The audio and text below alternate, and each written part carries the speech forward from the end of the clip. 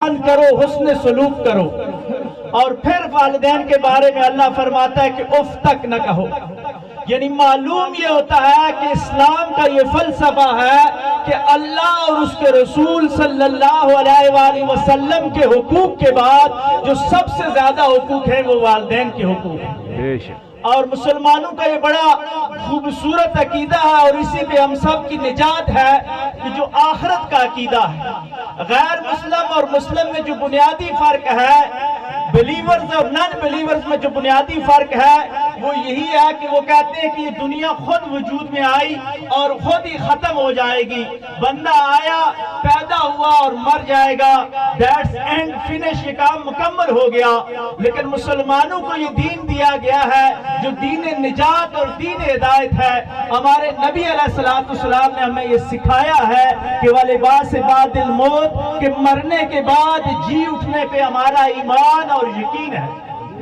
ہمارے رشتے بھی جو ہے وہ زندگی کے ساتھ رہتے ہیں اور زندگی کے بعد رشتے ختم نہیں ہو جاتے. یعنی کوئی بندہ یہ کہے کہ والد صاحب جب تک زندہ تھے اس وقت تک تو میرے والد تھے، مرنے کے بعد وہ مر گئے، ختم ہو گئے، ہمارا رشتہ ختم ہو گیا. نہیں، ایسی بات نہیں، بلکہ وہ قبر میں بھی آپ کے والد ہیں.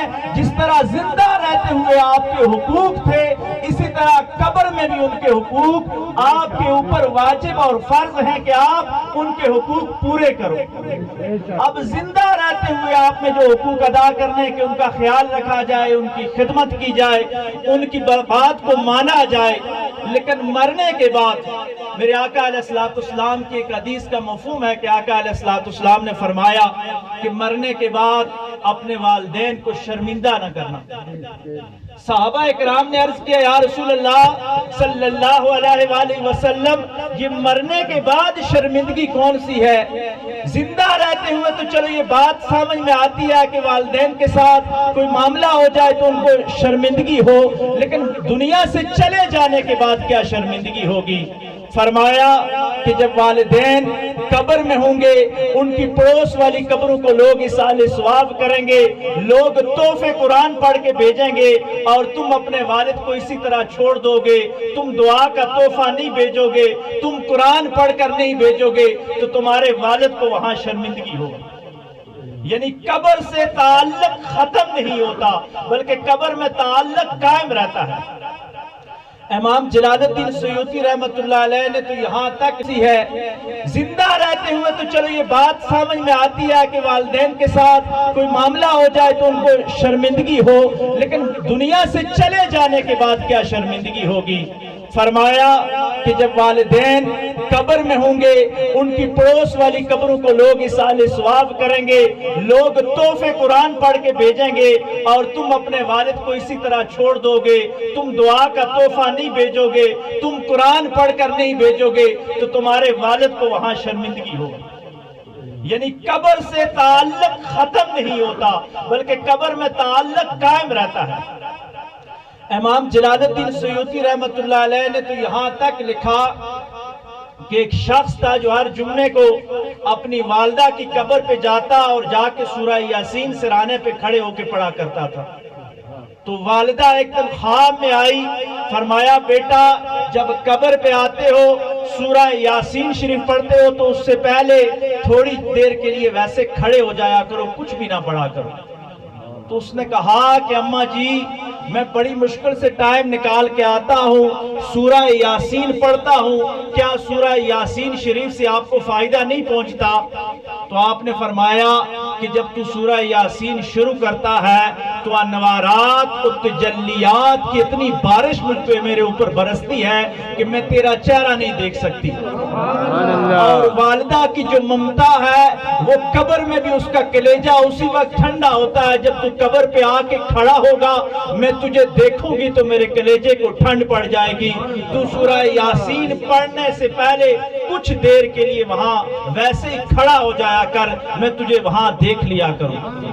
اور علماء بیٹھے ہیں، ہمارا یہ عقیدہ ہے، آج کہا جا رہا ہے جی کہ قبر والے سنتے نہیں، قبر والے جانتے نہیں، قبر والے سمجھتے نہیں، لیکن جو اسلام ہمارے پاس پہنچا ہے اور جو صوفیاء اکرام نے سچا دین ہم تک پہنچایا ہے صحابہ اکرام سے لے کر، اس کے مطابق تو قبر کے اوپر اگر پرندہ کھڑا ہے تو باہر والے کو نہیں پتا کہ یہ نر ہے کہ مادہ ہے، لیکن جو قبر کے اندر ہوتا ہے اس کو اتنا بھی معلوم ہوتا ہے کہ میری قبر پہ جو پرندہ کھڑا ہے یہ نر ہے یا مادہ ہے۔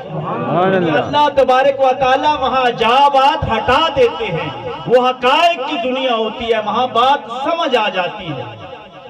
تو ہم جتنا بھی ان کو سال ثواب کریں گے، تحفہ ان کو پیش کریں گے، تو اللہ تبارک و تعالی ان کے درجات کو بلند فرمائے گا۔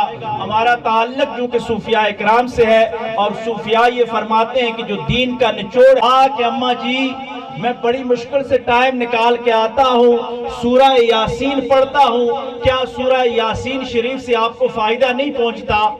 تو آپ نے فرمایا کہ جب تو سورہ یاسین شروع کرتا ہے تو انوارات و تجلیات کی اتنی بارش مجھ پہ میرے اوپر برستی ہے کہ میں تیرا چہرہ نہیں دیکھ سکتی۔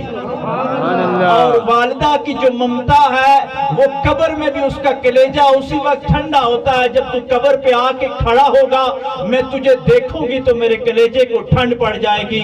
تو سورہ یاسین پڑھنے سے پہلے کچھ دیر کے لیے وہاں ویسے ہی کھڑا ہو جایا کر، میں تجھے وہاں دیکھ لیا کروں۔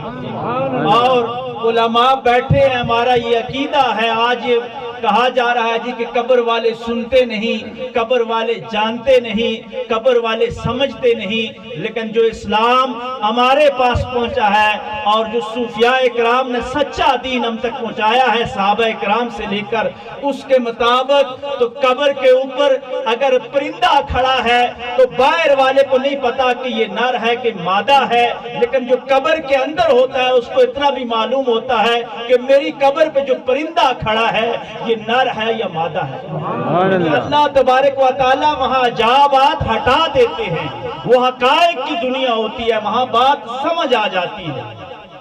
تو ہم جتنا بھی ان کو سال ثواب کریں گے، تحفہ ان کو پیش کریں گے، تو اللہ تبارک و تعالی ان کے درجات کو بلند فرمائے گا۔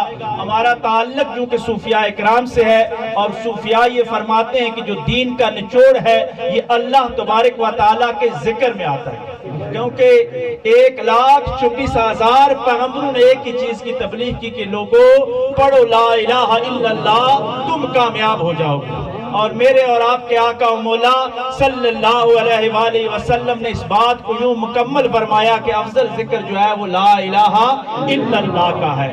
تو آج ہم مختار صاحب کو یہ لا الہ الا اللہ کا تحفہ پیش کریں گے، اس نیت کے ساتھ اس ذکر کو بلند فرمائیں کہ اس ذکر کرنے پہ اللہ جو ہمیں اجر عطا فرمائے گا تو اس کا ثواب اگر ہمارے والدین قبر میں ہے تو ان کو بھی پہنچے گا، اور ساتھ بالخصوص جن کے لیے آج ہم یہاں جمع ہوئے ہیں ان کو بھی پہنچے گا۔ تو آئیے ذوق اور محبت کے ساتھ لا الہ الا اللہ، لا الہ الا اللہ، لا الہ الا اللہ، لا الہ الا اللہ، لا الہ الا اللہ، لا الہ الا اللہ، لا الہ الا اللہ۔